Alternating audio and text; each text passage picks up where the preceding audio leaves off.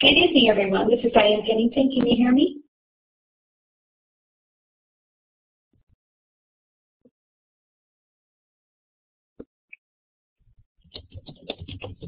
Can everyone hear me speaking? Yes, I can hear you. Okay, great. Thanks a lot. I'll just wait another minute or two to get started here. Are we all faculty here so far? Do we have any students with us tonight?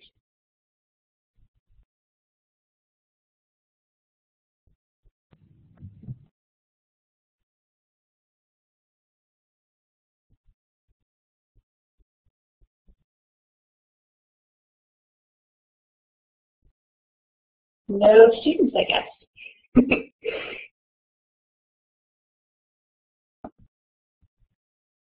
Okay, well, let's go ahead and get started then. I'm recording this session, so eventually this will be available on their archive site. So if you want to provide this session later on to your students, once it's up and available, we really appreciate it. Dr. Swanson and I really believe that the real value that can come out of these sessions especially is if our students can have access to them. Since, are you all with Ashford? If you're with Ashford, at least in the Forbes School of Business where I am, we all have to use APA formatting, and it's something that our students struggle with quite a bit. So we're really hoping that this series of talks can get out to students because that's where we feel like it can really make a big difference. So I'll go through what I've got here on my slides, and then hopefully we'll have some time left for discussion at the end. The archive site it's available through Dr. Swanson. I can actually email it to you after the session. If you'll send me an email to remind you, I can send you the link. They take a couple of weeks to get posted, so if it's not up there immediately, it will be, but several of the previous talks are already up there. So yeah, just let me know if you can send me an email. I can remember to send it to you later on. So tonight's topic is writing clearly, concisely, and correctly in correct APA format. And some people think this is an exciting talk, but I actually love it. I'm also a librarian by training as well as a business and information technology professor. So I really enjoy these topics quite a bit. As you can see there, my dogs are not nearly as interested in this topic as I am. That was a really cute picture yesterday. I try to get them when they're snuggled up together, and I have so many pictures of them, it's not even funny. But my dogs, Sophie the Chihuahua and Athena the Basset Hound, they tend to show up in the first slide of all of my talks so that they're here with us too. Yeah, they are adorable, I agree. So this first slide is mainly for students. Those of you who are faculty already know the importance of correct writing, but I really want to emphasize this for the students to understand, because when they lose points on an assignment that I've graded for them, they always want to know, well, why are you taking off points? I'm in business school. I'm an MBA student. I'm a business student. Why does it matter if I write well? This is an English class. And there's a couple of reasons for that. First of all is that it's required for APA format, and that's exactly what we're going to be reviewing tonight is Chapter 3 of the APA Manual, which is all about how to write clearly and concisely. So it's actually a requirement of APA. So that's the first argument that I give them, is that if you're not following clear and concise writing rules, then technically you're in violation of APA, which the university requires you to use. The second, and I think especially the more important argument, is that they need to be able to learn to communicate clearly in all settings, whether they're writing a paper for us or whether they're in their current or eventual careers. It's just completely unprofessional, in my opinion. I think in most people's opinion, to turn in work that's not well written, that's difficult to read. And one of the first things that I learned when I was in graduate school, and I continue to try to follow this, is that you don't want to make your readers work to understand your message. You want them to enjoy reading whatever it is you've written. And if they have to plow through a lot of bad writing and errors and things that aren't clear to understand your point, it's going to make them angry and probably less likely to read what you have to say. So this is why I think it's really important. And in business, you have to communicate with clients, you have to communicate with your coworkers, and it's just important all the way around. So I always tell this to students if they have a question about why they have to write well in a business class. So there's basically 4 main sections in Chapter 3 of the APA 6th edition manual, and I'll go through each of these items, highlighting certain things that I think are particularly important. Organizing your paper, writing with clarity, avoiding bias, and using correct grammar. So let's look at these 4 points in more detail. In the area of organization, it's really important for students to organize their papers correctly. And I've taught in a couple of different areas. So I've taught in business, and I've also taught in programs where a lot of students had more of a liberal arts or humanities background. And what I found is the students who have a humanities or liberal arts background don't necessarily use things like headings. They use a lot of long sentences, a lot of long paragraphs, and it's really not appropriate for business communication, and really, in my opinion, very difficult to read regardless of your field. And so I always tell them that the easier it is for them to, sort of outline exactly what's in their papers, give us headings, give us information about what's coming up next, it's easier to understand.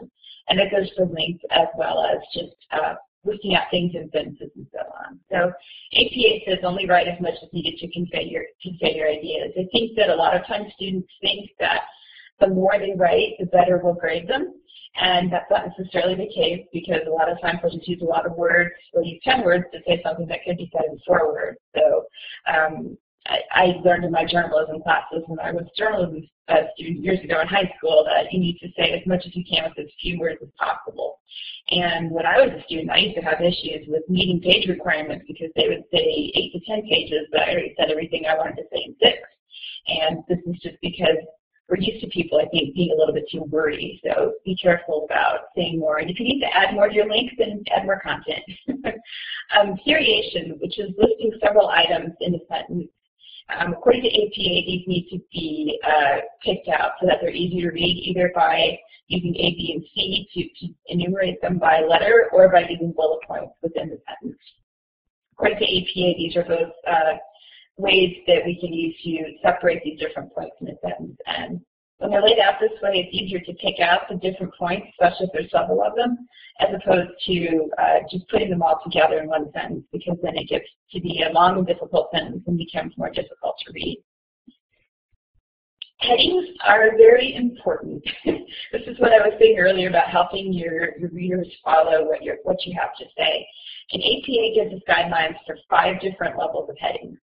And level 1 is sort of the top level headings. So if you only have one set of headings that are all basically equal in importance, then you'd only use that top level heading, which is centered, boldface, upper and lowercase heading. Anything lower than that, and it gives you directions here in this picture. This is taken directly from the APA manual on how you need to format each of those levels. And so you need to be careful to use them all correctly. So here's headings from a journal article that I published last year. And this follows just sort of your standard format for how empirical research results are presented. So we start with the introduction, and underneath that we have youth mental health disorders and online credibility, because those are the 2 sort of areas that I was putting forth in my introduction, my literature review. And method is equal to introduction, because that's sort of part 2 of the paper. And underneath method, we have focus groups, recruitment, collection, and analysis. Thirdly, we have results. And then I did a content analysis. So all of these different subheadings or second level headings were secondary to the results section. So I had 5 of those. And then beyond that, all of these were considered equal to the top level: discussions, limitations of future research, conclusions, acknowledgments, and references. This is a fairly straightforward example, and as you can see, the level 1 heading should be centered in the middle and boldface. Second level heading should be off to the left, boldface, and in these first 2 levels, every word is titled except for prepositions and little words like that. So this is a really easier way to convey the major points in your paper. It can be easier to separate into smaller sections, so your writing tends to be clearer and more focused to make sure that what you've written falls under those headings and those subheadings. And secondly, it's just easier for somebody to scan through your paper quickly and get the main points and see what's there without having to read all of the text in detail. I did one of these sessions last week in writing literature reviews, and one of the things that I talked about was how to scan a journal article or a book chapter or whatever you have to determine if the source is going to be useful for you to read. And one thing that I said to do is to scan the headings, to read the headings, the introduction, and the conclusion, and then go and read more if you decide that it's more useful than just reading the headings. So it can be useful for your readers as well as for you as a writer to make sure that your writing stays clear and understood. Writing style, continuity and smoothness. Continuity just means that we use punctuation marks appropriately. One thing I see a lot of students do in their writing is they tend to either not use commas much at all, or they overuse them. They don't use commas at all. What happens then is it's really one long big sentence, and so there's a therefore, but there's no comma after the therefore. Or they list a bunch of things in one sentence, and it's just 4 lines long, and the commas and dashes and things like that can really help break those things up. Okay, James, thanks for joining us. Smoothness, just to help you stay clear and logical with the way things are written. So they've given specific things such as verb tenses, which is really important. When you write a literature review, you write in the past tense. So Pennington 2013 found instead of finds. A lot of times you'll see students mixing tenses or writing it all in the present tense or being all over the place with those. If you're talking about the implications, maybe what you found that you were doing your work, reading your research for your paper, these studies indicate. So in this case, you're talking about what you're thinking currently and use present tense. Don't repeat words, and this is something that I see a lot of this as well. Users use Google when they are using the internet. And we see a lot of the same word used several times over and over again, either in the same sentence or in sentences altogether. It tends to be a little bit tiring to read, so try to use something different to make your sentences sound a little bit different. In terms of tone and economy of expression is another area of writing style. Tone is to make sure that you stay professional, sort of remaining as sort of objective as possible when you're reporting what somebody else has written, for example. So you could say Pennington did not discuss rather than Pennington completely forgot, because then it sounds like you're implying that Pennington is an idiot. So try to make it just as level as possible. AK suggests thinking about who your target reader is. So if you know that your reader is going to be people who are knowledgeable of your area, then you might want to keep those people in mind as you're writing it, because that's who your audience is going to be. So it's helpful that Dr. Pennington can be reading your article, make sure that you're staying objective about her results.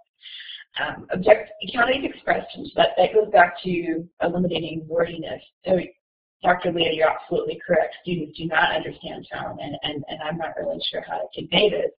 But if we were to talk about wordiness, this is also something that they don't seem to understand. As I was saying, that they'll use 10 pages to say something they could say in 7.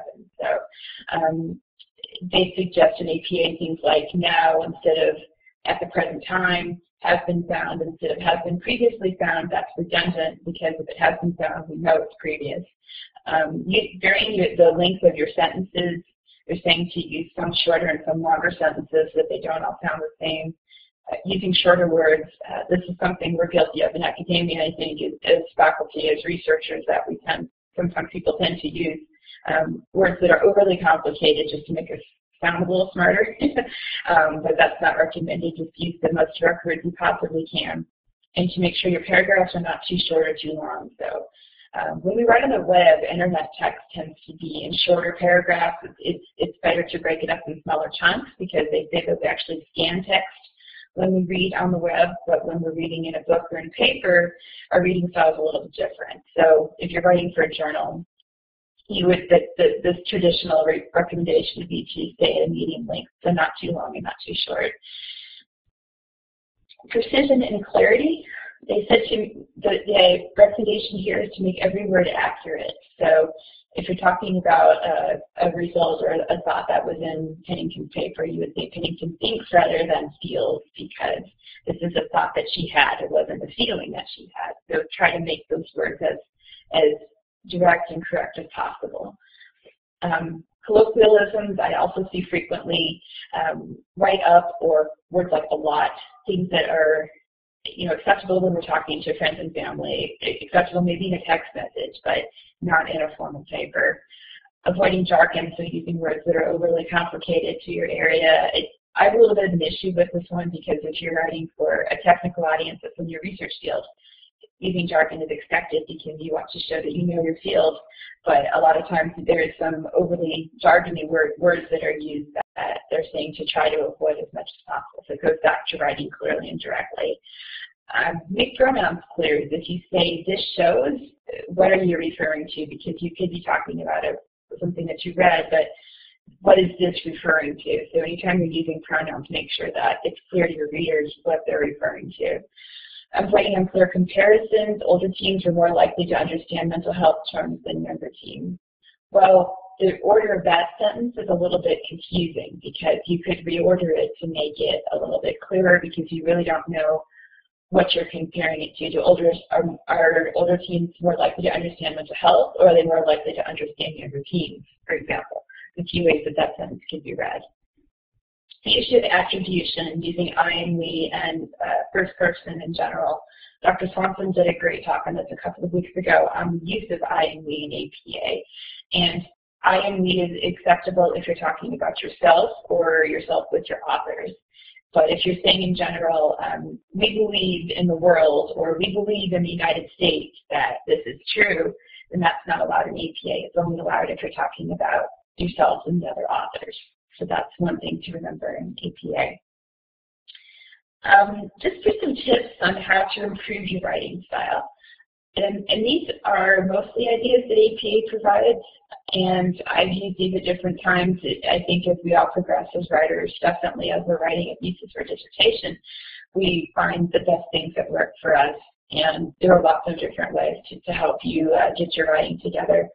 I remember when I was first using a computer, it was in the late 80s. I was a really early adopter of computers because my father was a computer programmer and didn't really give me a choice as I was growing up. But I remember writing my very first paper directly on a computer, and I had been so used to writing things out by hand with a pen or a pencil that the first time I tried to go directly to using a computer, it was not very successful because I wasn't used to translating my words directly into a word processor. Share this often with my students, it doesn't stick, yes. So here's a few ideas to make notes first or an outline. I personally tend to not like outlines because I think for me they're a little bit too strict for when I'm still trying to get my ideas together. I tend to organize things by notes by indenting things and so on, but I don't like Roman numerals and letters, but whatever works for you is great. It just, for me, it's not the best way. One really important thing to do is to write a draft and read it later. This is really hard if you procrastinate. So if your assignment is due on Monday night at midnight and you start working on your assignment at 8 o'clock on Monday, you're probably not going to have a chance to write a draft and read it later. That's why I really suggest to start working on your papers earlier than when they're due so that you can take a step back from them for a couple of days or a day and come back to it later, and you will definitely probably find things that don't make sense to you or find things that you really could have written differently or more clearly. Read it out loud to yourself or to somebody else if they'll listen. I don't really know if everybody would like to listen to our school assignments and papers, but if you can at least read it aloud to yourself, and you'll catch things that don't sound right. When it's spoken, we know how spoken English is supposed to sound, and sometimes we don't always write the way that we would speak naturally, which is a good thing because natural speech is less formal than written speech, but we can find things that don't make sense to us if we say them out loud. And have someone else read it if you can find somebody else. Do that if you're lucky enough to have a spouse or a brother or sister or a mother or somebody who will read your papers. That's great. I've never been that fortunate. I don't have to bore my family. And yes, they do this quite often with why they were late. They have these excuses. There's a whole big section in Chapter 3 on reducing bias in your language. I'm not going to get into all of this quite so much. I'm sure that this is a really important point.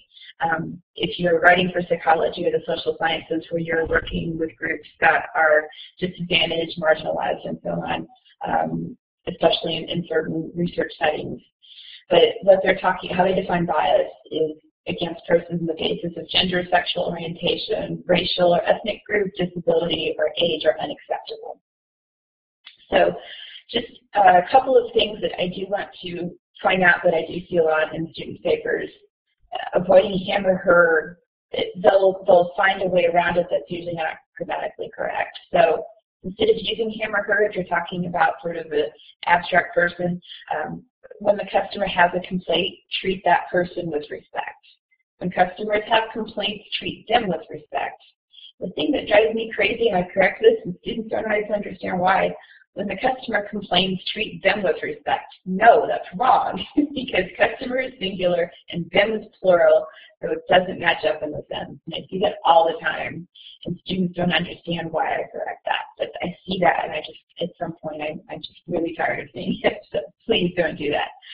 Another thing that APA talks about is what they call people first language, and this means that if you have a disability or a condition or something that you struggle with as an individual, you put the person first rather than defining the person with that label. So the person with schizophrenia should be used, and that's putting people first because you say person rather than schizophrenic.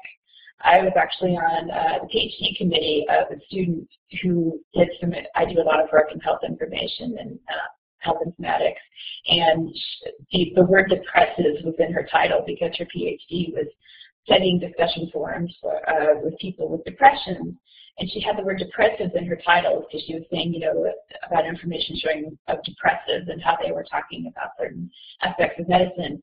And we actually had her change the title at the last minute because nobody had caught up until that point that she was not using people first language. So she had to go through this whole process to change her title to say people with depression rather than depressive. So that really stuck in my mind very well. Get into issues of grammar and usage. So the first thing that it talks about is verbs, and active voice versus passive voice is something that we see all the time. People struggle with this both in student settings and in research journals. And for some reason, faculty and researchers try to use this because they're trying to avoid using first person, so if they're describing a methodology, for example. They'll say interviews were conducted so that they don't have to say we conducted interviews, because some journals actually don't want you to use I and we, whether they're APA or not. It really depends on the particular journal, so it ends up sounding awkward because we're using passive voice through the whole thing. But we don't want to use passive voice, we want to use active voice. So Pennington conducted interviews rather than interviews were conducted by Pennington. And that's the passive voice that we all want to try to avoid. Past tense, again, as I mentioned earlier, especially if you're talking about literature reviews, Pennington concluded, not Pennington concludes. Contrary to fact, if the customer were happy, so we use that, it's called the subjective tense, right? So if the customer were happy, well, in this case, unfortunately, the customer is not happy. So we use if the customer were rather than if the customer was.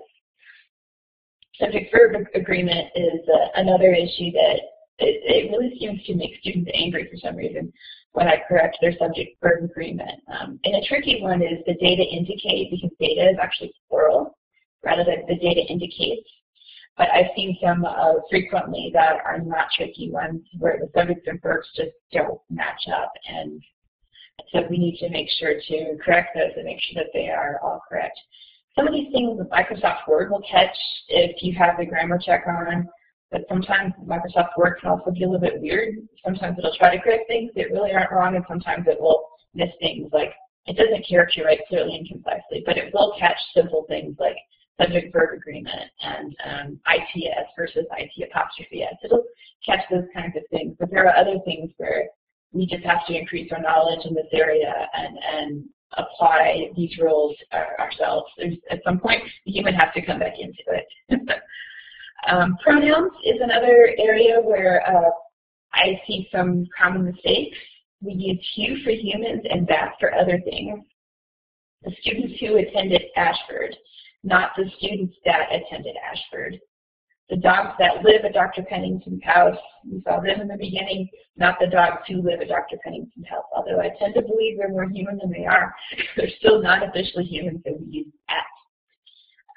If you can replace, when we're looking at he or she versus him or her, if we're using who and whom, if we can replace the word who with he or she and replace him or her with whom, That's a good way to test whether or not we use who or whom, because that one is frequently confused, at least for students that try to use both of them. Identify the customer who had a good service experience. Who had a good service experience? She did. The customer who I found had a good experience returned to the store. Who had a good experience? It was the customer was him or her. So we can turn the sentence around and figure out what goes in its place. Modifiers and adverbs. Here's another one where we need to be careful where the modifier goes. And with modifiers and adverbs, we both have to use them carefully and try not to use them too much. Using this approach, the employee spoke with the customer, not the employee spoke with the customer using this approach. So using this approach as the modifier because it's talking about what was different about when the employee spoke with the customer. Saying the employee spoke with the customer using this approach, well, what does that mean? Is that the employee using the approach, or is the customer using some kind of approach that we're talking about? So making sure that the modifier is in the right place is another way to make your sentences clearer. Adverbs, be careful. My uncle is a retired English teacher, and he gave me a very early lesson in this important issue for some reason. I remember this very well. I was the editor of the yearbook staff in high school, and he read something I wrote in my high school yearbook, and I had more importantly, and he lectured me about that one for a long time. So instead of more importantly, which is grammatically incorrect, use importantly or more important. It was interesting to read rather than interestingly. Interestingly is also not an appropriate thing to use. If you're talking about something that you hope for, say I hope rather than hopefully. So adverbs are something that we want to really try to avoid. Frequently, they don't add much meaning to your sentence. So unless you really, really need it, I think it's easier to just stay away from them because they don't, like I said, they don't add much. And you can probably word it another way to make that part of the sentence more meaningful than if you're using the adverb. Grammar and usage, relative pronouns and subordinate conjunctions. This gets a little bit more complex here. We're getting towards the end of this list, so hang in with me here. If you're using that versus which is another frequently confused difference, if you're using that in the sentence, that means it's an essential part of the sentence, but if you're using which, it's not. So the studies that explored good customer service principles help the retail staff. It's important to know that those were the ones that explored good customer service principles, but those particular studies that talked about that thing. However, the studies, comma, which explored good customer service, comma, were not useful to the accountants. So the accountants, they don't care about good customer service necessarily because they don't have to deal with the customers. So it's not essential to understanding that these studies were not useful to the accountants. We just know there's this group of studies out there somewhere that were not useful to the accountants, and it's not important to know that they explored good customer service. We just need to know that it wasn't important to them, so it doesn't matter. The word since should only refer to time. It's people use it as sort of like a because or other things, but really it should only ever refer to time. So it would be correct to say the sale was not completed because the customer left the store, but what we'll see frequently in students writing is the sale was not completed since the customer left the store. Probably all seen that. But you can use it as the store has been in business since 1985 because it's referring to time. Parallel construction. I remember the first time that I had a professor in graduate school. I had her for several courses actually, and she was a former editor. And we used to get papers back that were covered in red pen. And even as good as I've always known that I've been in grammar and these kinds of APA and all those kind of stuff, my paper was always covered. I'd hate to have seen the other students, honestly. Parallel construction was one thing that I didn't even know existed. I knew it existed, but I didn't really know that there was a name for it. Basically what it means is that you keep all of the elements of your sentence presented the same way, using similar word constructions. So the first sentence, the sales figures show that most customers shop after work and that they usually spend less than $20 on each visit. If this was not a parallel constructed sentence, it would say the sales figures show that most customers shop after work and they usually spend less, so you would skip to that.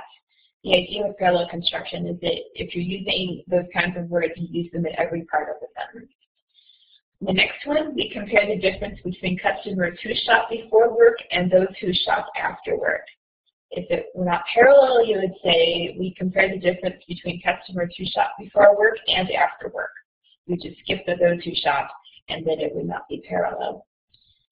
The word both needs to be put in the right place. APA is specific about this. The employees were happy both to come in early and to stay late.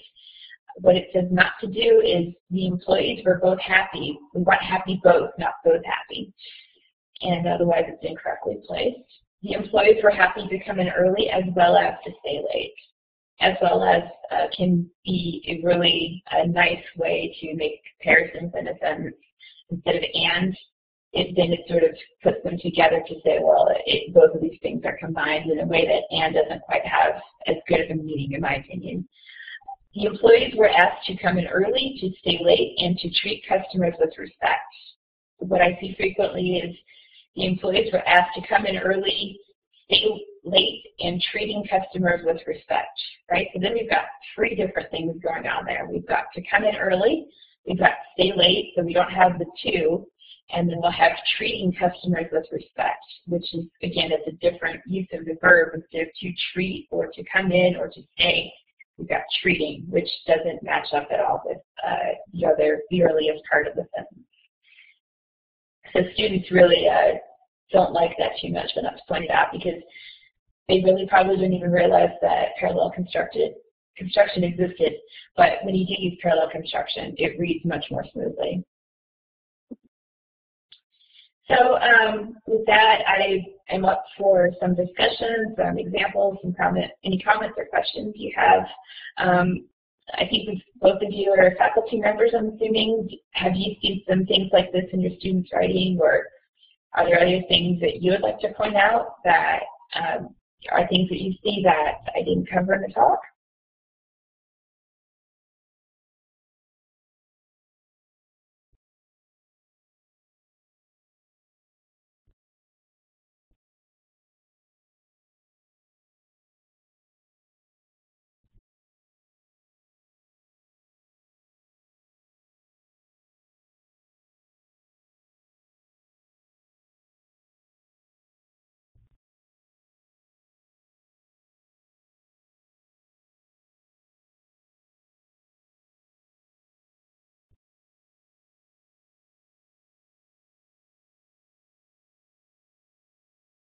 Okay, Kathy, I'm sorry.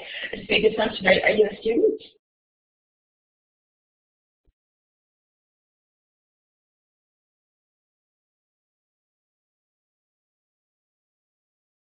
Thank you, Leah.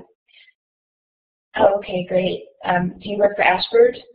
I just needed to like to be aware of my audience. Have a good night, Leah. Oh, University of Denver. Okay, great.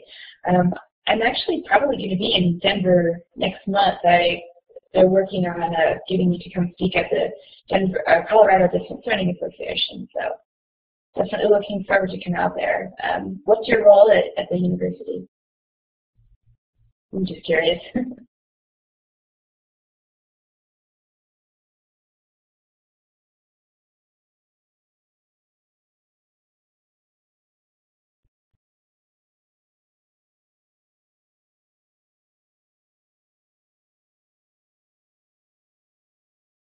Oh, okay, great. Yeah, I was talking with your president a couple of days ago.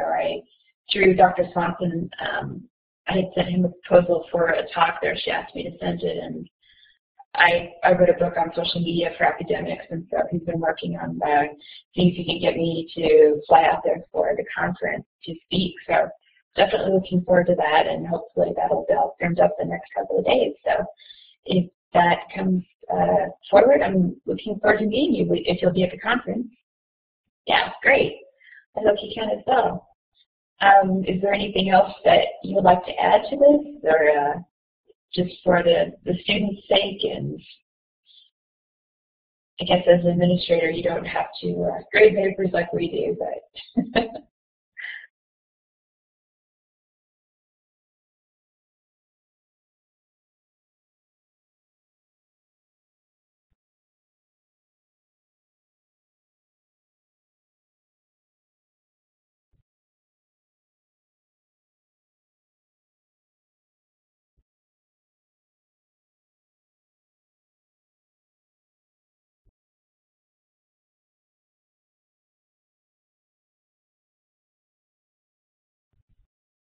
oh yeah, definitely. Make sure to give it to her. And if you have a way to share these with your students somehow as well, it is certainly obviously isn't just limited to Ashford, even though Andre and I are with Ashford, but if you can get it out to DU students as well, or at least make them available, I think it would be a really helpful thing. I really kind of believe that these kind of interactive sessions, even if they're not present, are probably a little bit more effective than reading it on a website or something. So sometimes just to hear somebody explain it and to see examples, I think, can be pretty helpful.